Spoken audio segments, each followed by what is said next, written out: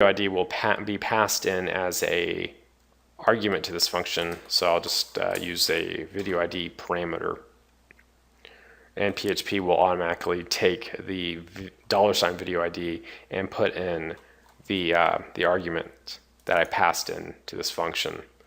I'm also putting backticks, and backtick is the key to the left of the number 1 on my keyboard around each of the field IDs or column names and table names, just to differentiate the name from the keyword. For example, if I have a column called from, it's going to confuse it from the keyword from unless I put it around backticks.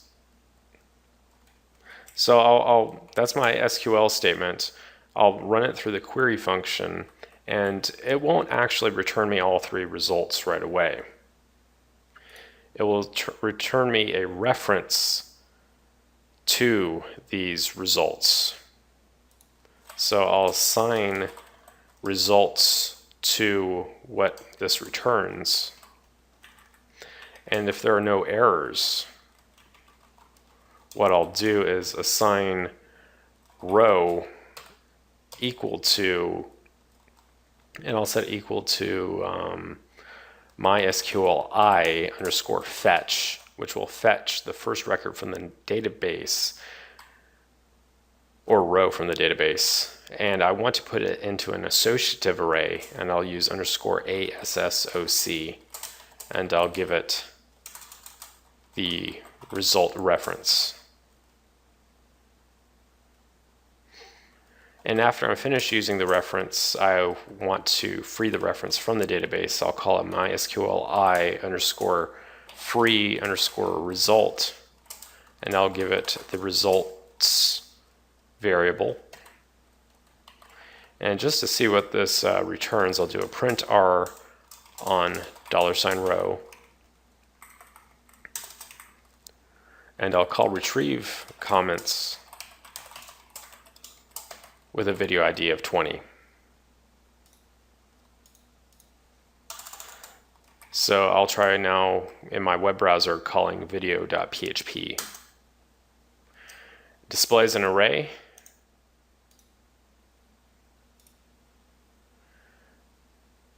an associative array whose keys are the field names in this database, and whose values are the value of the record. So it's just showing the first record of this result set, or row of this result set.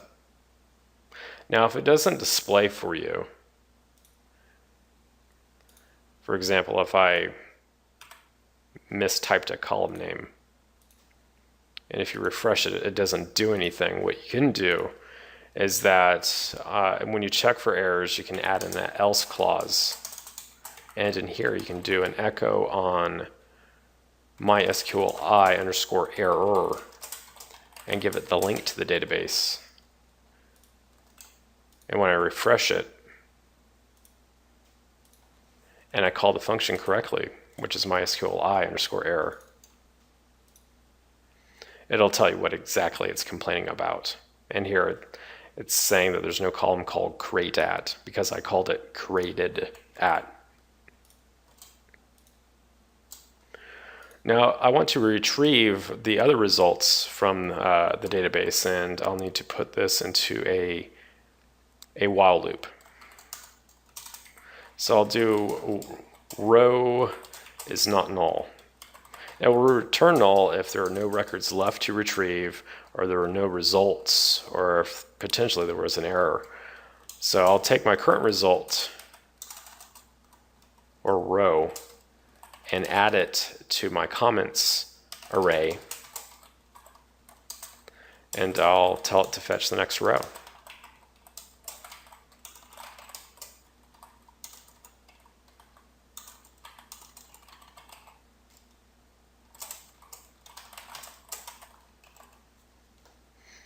Running this function now,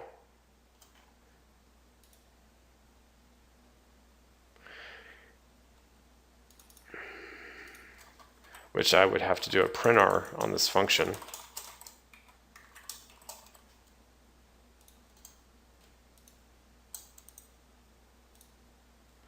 gives me all the records in this database. So it gives me an indexed array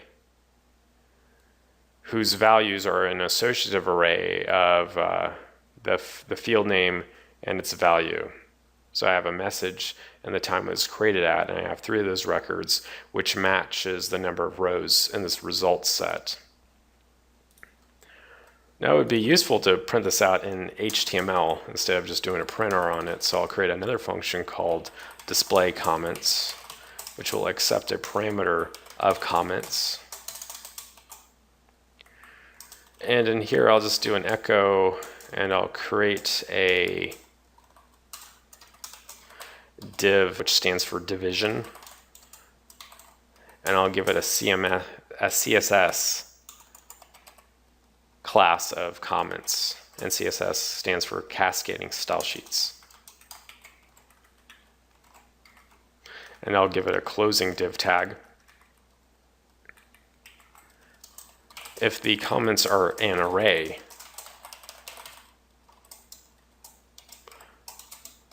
and if it's not empty.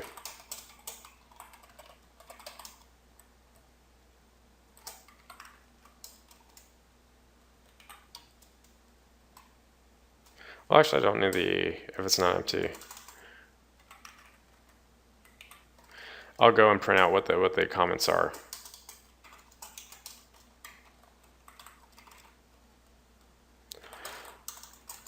So I'll iterate over the comments by doing a for each on the comments, and I'll say for each comment as a comment,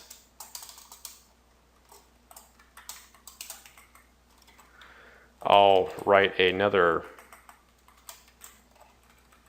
div HTML block, and I'll give it a div class of just comment, so it's singular. End it with a closing div tag. And then in here I'll put span tags.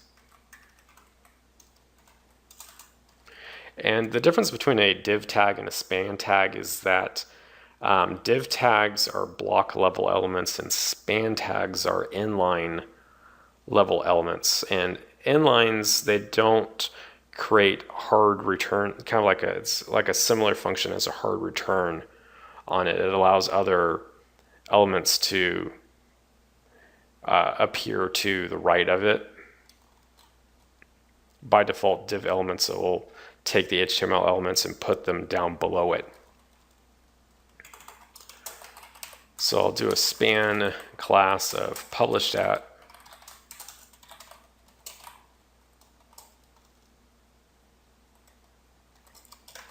and I'll give it comment of created at,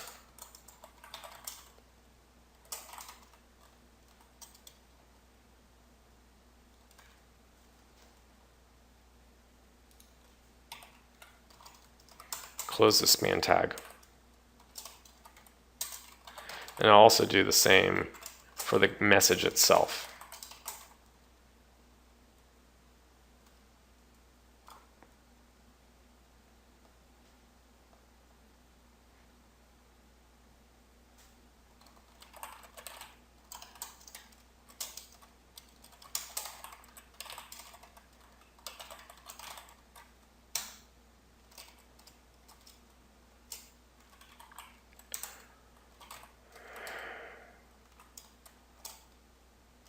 I should also tell this to print hard returns after each of these echo statements.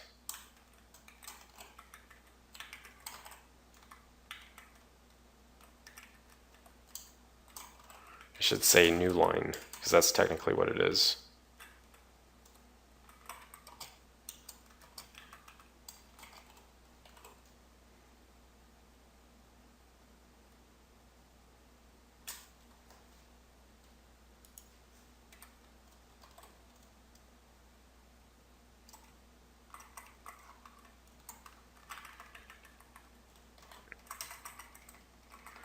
Let me try removing this printer, and at the bottom of the form I'll give it a PHP instruction to tell it to go and display comments, and as an argument to that function I'll tell it to retrieve the comments for the video ID of 20.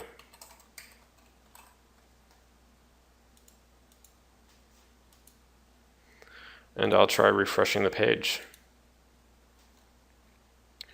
And there are my comments at the bottom of the page.